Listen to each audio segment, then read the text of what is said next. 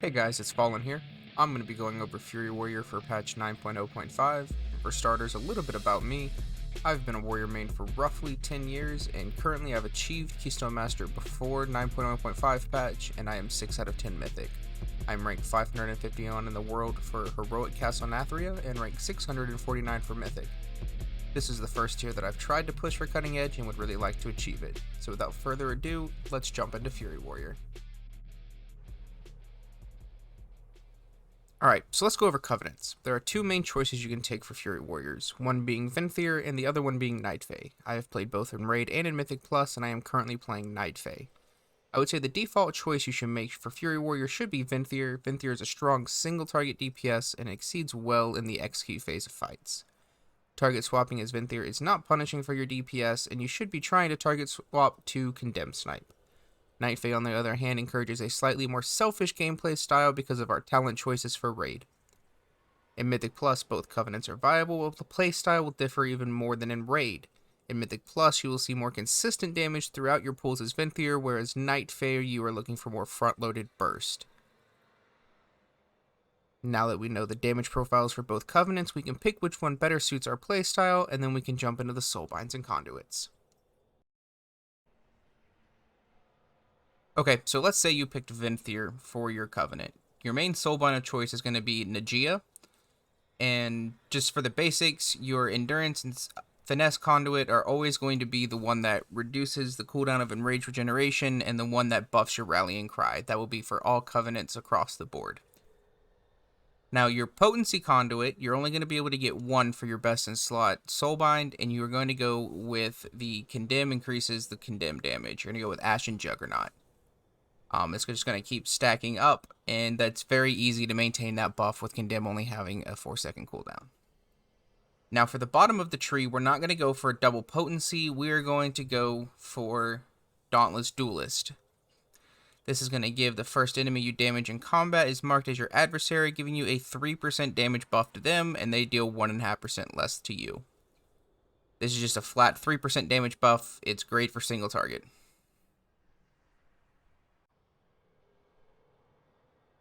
For Mythic Plus, you can adjust your Potency Conduit to the one that increases the duration of Recklessness for your AoE pools. And then you could also go down for Exacting Preparations, giving you the benefits of Well-Fed, Flask, and Weapon and Chance and Factor increased by 20%. That will give you a good damage buff overall for the AoE.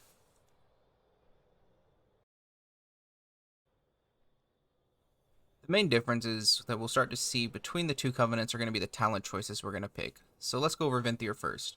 For raiding, you're going to run Sudden Death, Double Time, Massacre, Warpaint, Cruelty, Bladestorm, and Anger Management. Anger Management and Siegebreaker, you can sim yourself to see which one sims better. I like the way Anger Management plays more. You'll be dumping more rage with condemns in the 100 to 80% window, and then the 35 to 0 window, you'll be dumping even more rage, and it's going to give you recklessness up even more than running with Siegebreaker. So in my opinion, you will get more damage out of Anger Management than you would with Siegebreaker.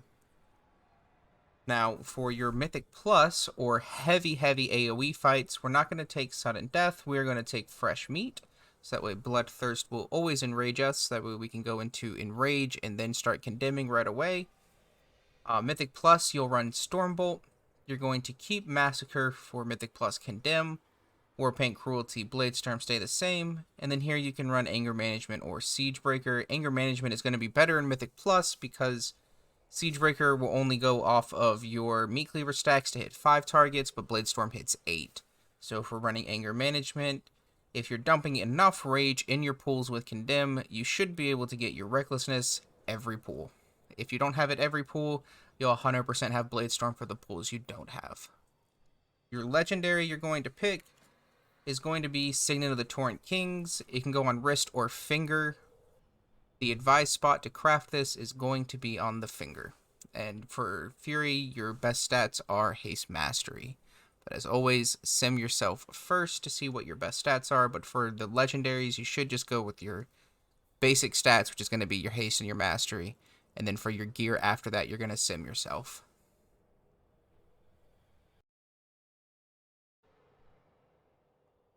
So you decided to go Night Fae. Welcome to the club. We're going to go over our soulbind choices for Night Fae. Night Fae is a little bit more than Venthyr, as we have two different soulbinds for two different scenarios. For rating, we are going to go with Nia. You get Grove Invigoration, which is your Ancient Aftershock, is going to give you mastery, or a lot of stacks of mastery while you're also building mastery. And you're going to come all the way down here to Nia Tool's Burrs for a single target. This procs and does approximately 3 to 5% of your damage for a single target fight. For our Potency Conduit, we are going to go with Depths of Insanity, increasing our Recklessness time. And then, as always, for your Finesse and Endurance Conduit, we're going to go with Enrage Regeneration Reduction and Rallying Cry buff. Now, for Mythic Plus and Super AoE fights, we're going to come down here and we're going to take Corian. We're going to take Corian for Wild Hunt Tactics, which is your damage to targets above 75% health is increased by 10%. And that pairs really well with First Strike, which is damaging an enemy before they damage you, increases your crit chance by 25% for 5 seconds.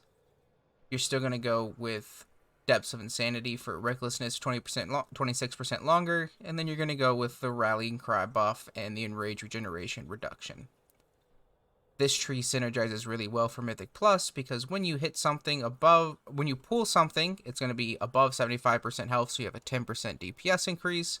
And then you're not tanking, so you'll hit it before it damages you, so you'll get a 25% crit buff for 5 seconds.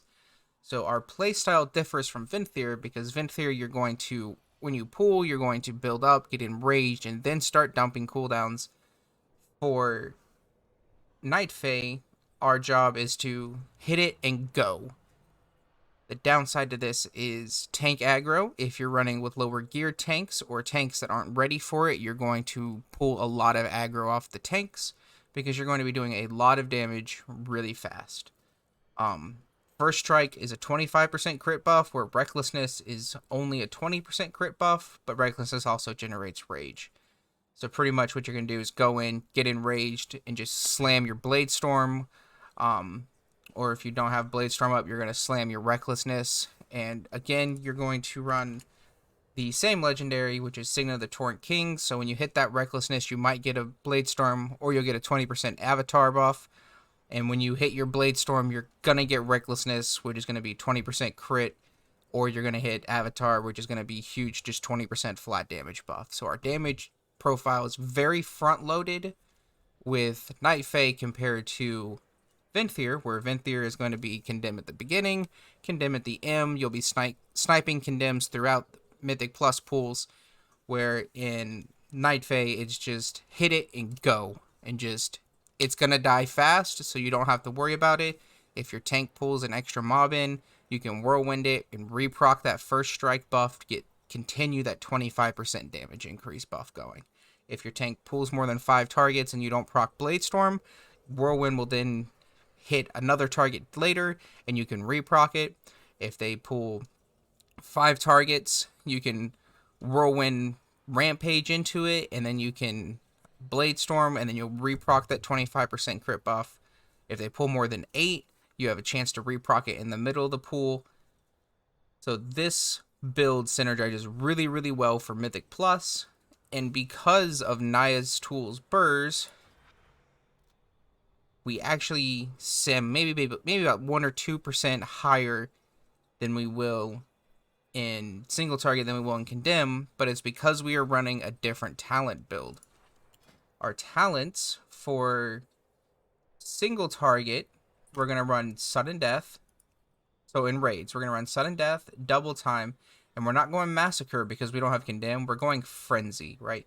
So Rampage is going to give us a 2% haste buff for 12 seconds, stacking up to 4 times. And then your talents the rest of the way are the same. And the reason why Night Fae encourages a more selfish gameplay is because we don't want to Rampage something that isn't our main target. We want to keep our Frenzy buff up. You get 4 stacks, 2% haste, you got 8% flat, just bonus haste rolling with you. You can switch targets, but encourages selfishness because you're switching targets, you're damaging that, but then you're going to switch back to your main target to hit the rampage to keep your haste buff going, and you don't want to lose that. So that's the selfishness that you can start to develop while playing Night Fae and raids, is you're trying to keep your buff up and maybe not necessarily dumping all the damage you could to in priority targets. Now, when it comes to Mythic Plus, we're going to run Fresh Meat, so that way when we charge in, we're going to Whirlwind and Bloodthirst at the same time. That's going to put us enraged, and then we can just hit the Blade Storm with that huge crit buff, with the above 75%, 10% extra damage buff, and we're just going. We're going to run Stormbolt because we need our stuns in Mythic Plus, but we're going to run Massacre because our damage is so front-loaded and nothing's living long enough for us to keep Frenzy stacks up. We run Massacre so we can get our extra execute damage in to try and keep our lower health damage up, our later in the fight damage up.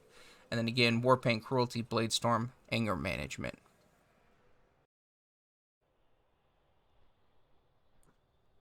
Now, when it comes to gameplay, the gameplay walkthrough for Venthyr is much shorter than the Night Fae walkthrough because it's less complicated.